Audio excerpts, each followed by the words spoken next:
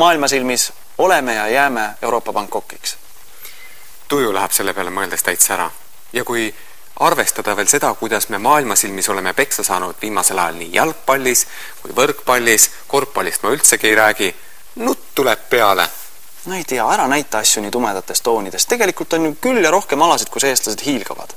Ja muidugi, naiste kandmine, rentšu, ajalooliselt jää purjetamine ja alve orienteerumine ning siis loomulikult palun vabandust, aga see suuskadega lume peal jooksmine ka. Aga sa ei tea, milline helge küberneetiline tulevik meid veel ootab. Eesti arvutimängurid lähevad oktoobris toimuvale World Cyber Gamesile, mida on nimetatud ka e-spordi olümpiamängudeks, vastu favoriitide seas. Pealtnägi avastas, et meil seni pool põranda aluselt tegutsenud e-spordis liiguvad juba peaaegu sama suured summad kui nii-öelda päris kehakultuuris.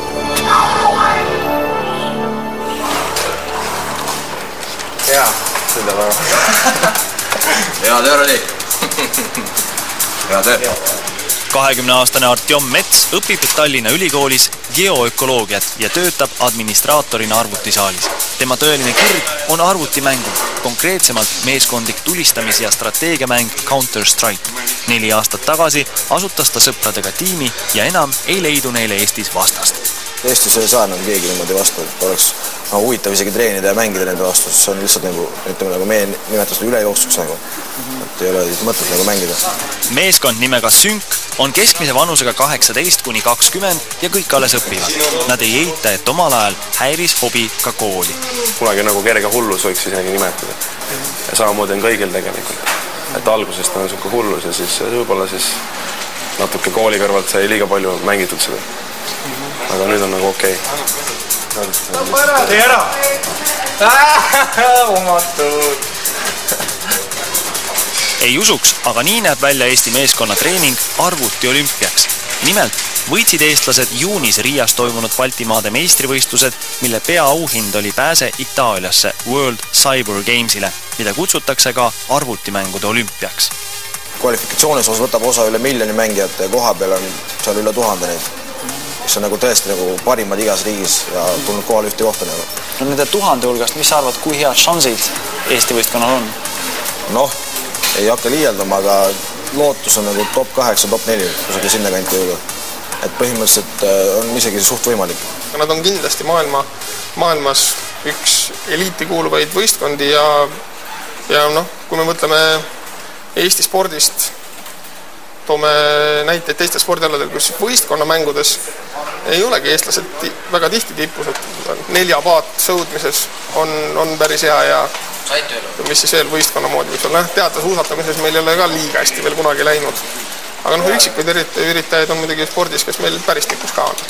Mis sellega kaasneks, kui te esi-8-sse jõuaksite? Kuulsus, raha. Sponsorid. Kui enamik peab arvutimänge lapsemeelsete hobiks, siis summad, mis siin liiguvad, on vägagi soliidsed.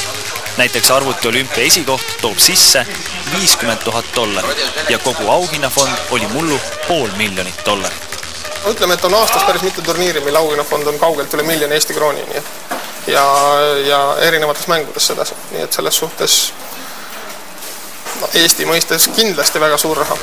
Lühikese ajaga on e-spordist saanud omamoodi tööstusharu, nagu ka tavaspordist. Kõik see on täiesti olemas. Kui me mõtleme selle peale, et e-sport on siiski heal juhul noor 10 aastat vana, et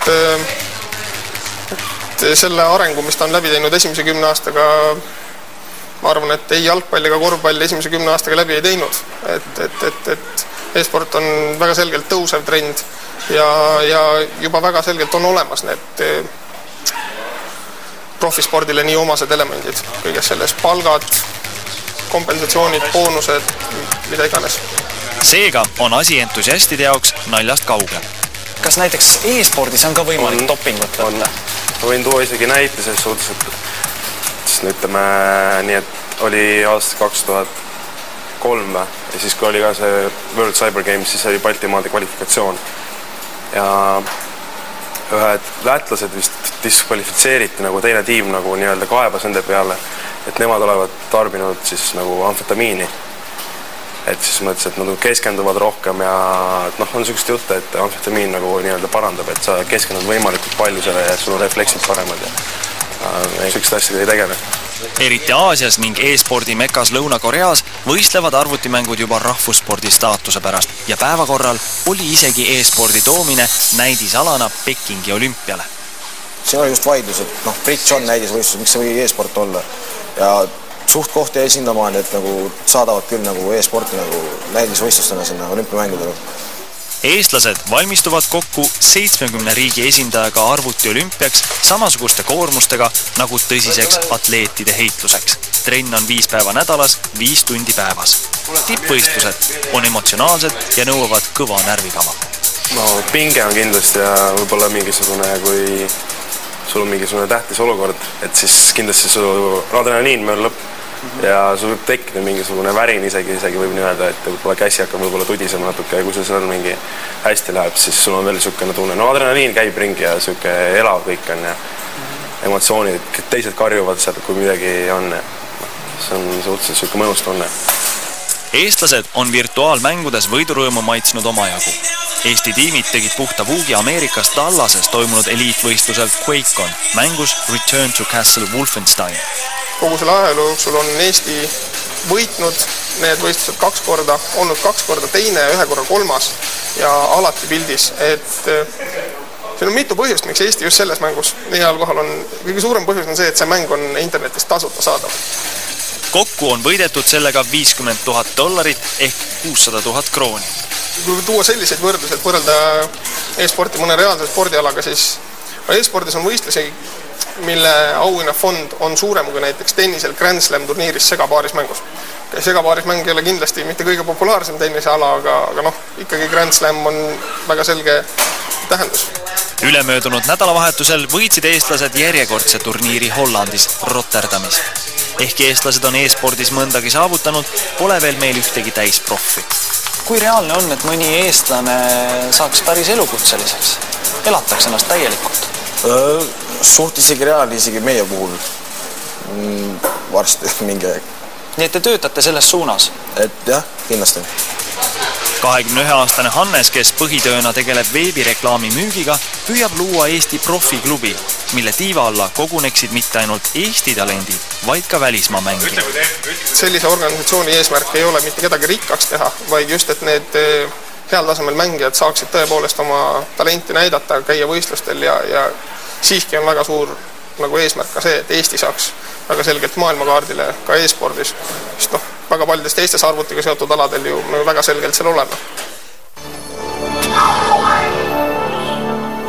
Kujutad sa Vahur ette, et ühel kenal päeval tuleb Lembitu Kuuse Aktuaalse kaamera spordiuudiste ekraanile ja teatab rahvale rõõmusõnumit.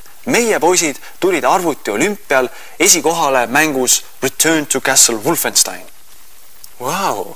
Aga mitmendaks tulid nad Counter-Strike'is? No ütleme, et tulid hõbedale. See oleks alles tase. Ja siis eraldaks linn meestele krundid. Ja kultuuriminister Palmaru riputaks neile kaela tammepärjad peale seda, kui on toimunud pidulik vastuvõtt Raekoja platsil. Sinna ei ole midagi parata, aga tõenäoliselt keegi kuskil kunagi seda juba ütles. Me elame pöördelisel ajal, kus kääbustest saavad hiiglased ja hiiglased langevad põrmu.